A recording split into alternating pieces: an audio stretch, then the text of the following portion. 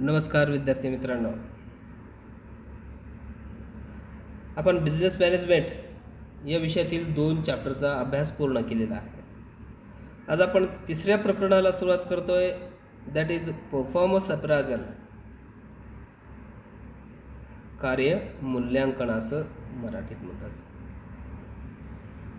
मग आपण आज मीनिंग, डेफिनेशन या घटकाचा अभ्यास करणार आहोत. मीनिंग आहे पहा आपल्यासमोर.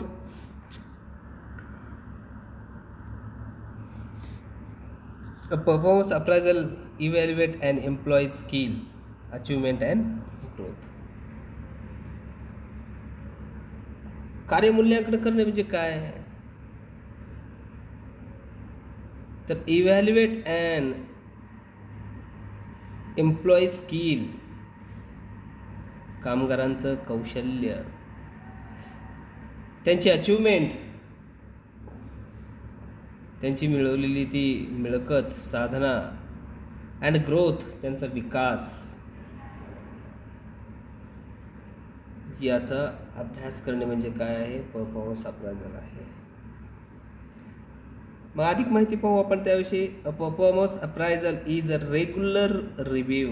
कसा आहे? Regular review. लक्षात ठेवा, MCQ तुम्हाला विचारलं जातं. कसा आहे? Regular review of an employee job performance and overall contribution to a company. सतत नेहमी मूल्यांकन करणं ही एक पद्धत आहे. त्यालाच काय म्हटलं जातं? ऑल्सो नोन ॲज, MCQसाठी अतिशय महत्त्वाचं आहे, ॲन्युअल रिव्ह्यू. काय म्हटलं जातं परफॉर्मन्स अप्रायझलला? Annual review. आणखी एक शब्द आहे परफॉर्मन्स रिव्ह्यू. आणखी एक शब्द आहे त्याला इव्हॅल्युएशन, किंवा आणखी एक शब्द आहे एम्प्लॉई अप्रायझल. Employee appraisal. आता नाव कुठलं येऊ लक्षात ठेवायचं. A performance appraisal evaluate an employee skill, achievement and growth or lack of their, किंवा त्यांची कमतरता सुद्धा शोधली जाते. म्हणजेच एकंदरीत काय केलं जातो? त्या मानवी संसाधनाचा अभ्यास केला जातो, त्यांनी वर्षभरामध्ये किंवा ठराविक पिरियडमध्ये काय प्रगती केली आहे त्यांच्या कामामध्ये, त्यांच्या परफॉर्मन्समध्ये, त्यांच्या अचिव्हमेंटमध्ये. पॉझिटिव्ह आहे का निगेटिव्ह आहे? पॉझिटिव्ह आहे तर किती आहे? त्यांचा विकास, ग्रोथ रेट किती आहे? याचा फायदा काय होतो की त्यांना ज्या प्रकारचे कर्मचारी पाहिजे आहेत त्या प्रकारचे कर्मचारी ठेवता येतात, नको असेल ते कमी करता येतात, किंवा त्यात सुधारणा करता येते, त्या कर्मचाऱ्यामध्ये परत सुधारणा करण्यात येते. हा त्याचा फायदा आहे. मग मिनिंग आपल्या लक्षात आलेला आहे. त्याचे की फॅक्टर पाहू आपण. A performance appraisal is a regular review. लक्षात ठेवा काय आहे हा? Regular review of an employee job performance and contribution to company. लक्षात काय ठेवायचं आहे की परफॉर्मन्स अप्रायझल काय आहे? Contribution to a company. कंपनीसाठी एक कॉन्ट्रीब्युशन आहे. दुसरं आहे companies use performance appraisal to determine which employees have contribute the most to the company growth. काय करते कंपनी? परफॉर्मन्स अप्रायझलचा वापर करते. कशासाठी? शोधण्यासाठी. डिटरमाइन. काय शोधते? तर विच एम्प्लॉईज हॅव कॉन्ट्रीब्यूट, कोणते कर्मचारी खरंच कॉन्ट्रीब्यूट करतात. कशासाठी? The most company growth. आपल्या या ऑर्गनायझेशन, संघटनेसाठी, कंपनीसाठी, विकासासाठी कशा प्रकारे ग्रोथ करतात हे शोधण्यासाठी. Review progress and reward high achievement workers. आणि चांगलं काम करणाऱ्यांना चांगली शाबासकी दिली जाते, त्यांची स्तुती केलं जातं. या पद्धतीनं हा मिनिंग आहे.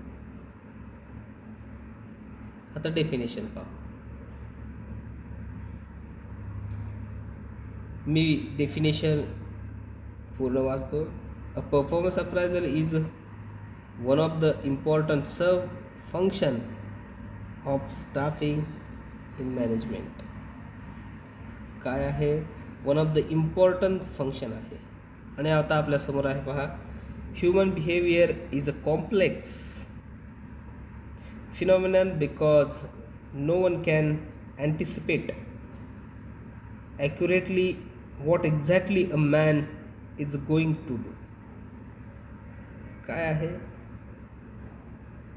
की मानवी वर्तन कसं आहे? गुंतागुंतीचं आहे. कशासाठी? तर ॲक्युरेटली तो कशा प्रकारे आणि काय करतोय याचं गुंतागुंत आहे. The individual joins an organisation to satisfy his objective. आणि तो त्याचं ध्येय पूर्ण करण्यासाठी, तो समाधान होण्यासाठी वैयक्तिकरित्या काय करतोय, ग्रुपमध्ये काय करतोय याचं मूल्यांकन करणे म्हणजे काय आहे? परफॉर्मन्स अप्रायझल आहे. दुसरी व्याख्या पाहू आपण. But the organisation also has its own goal. व्यवसाय संघटनेला काय असतं? स्वतःचं एम असतं, गोल असतं, which need not to be conformity with the individual goals. आणि ते कशासोबत कम्पेअर करत नाहीत? तर इंडिव्हिज्युअल गोल्ससोबत. काय करतात ते? If the goals are individual and organisation extremely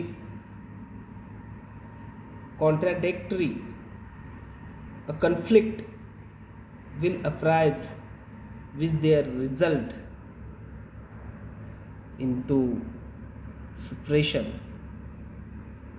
of a human personality or a complete will setback to his work.